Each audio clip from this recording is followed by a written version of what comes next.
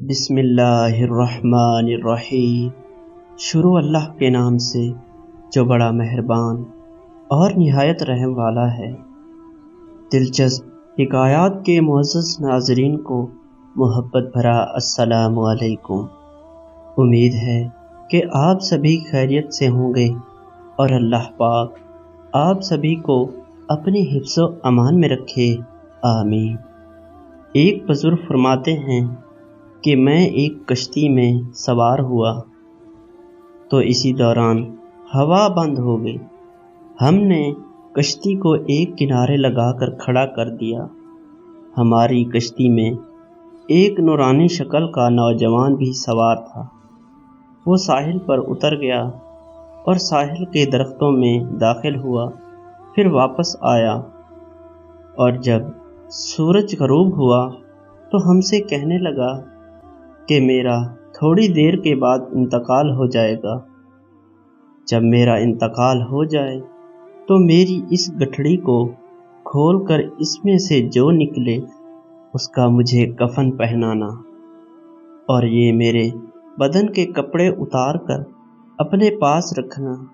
پھر جب تم شہر صبور میں داخل ہوگے تو سب سے پہلے جو شخص تمہیں ملے گا وہ تم سے کہے گا کہ لاؤ میری امانت، تو یہ کپڑے اسے دے دینا۔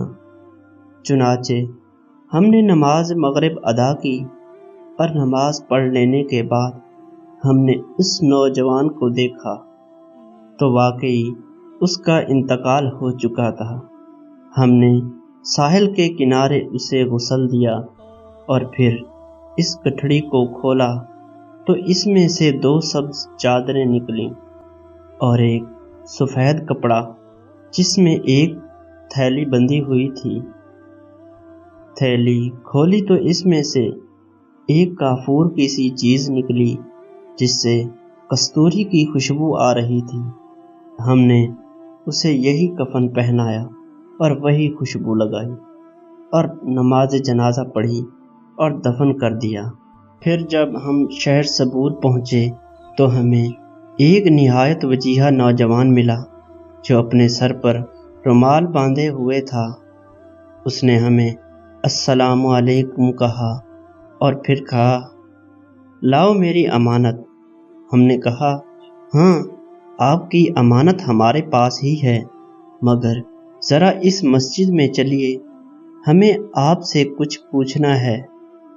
چنانچہ وہ ہمارے ساتھ مسجد میں داخل ہوا تو ہم نے پوچھا، عذرائے کرم یہ تو فرمائیے کہ وہ کشتی والا نوجوان کون تھا اور آپ کون ہیں، اور وہ سبز کفن کہاں سے آیا تھا؟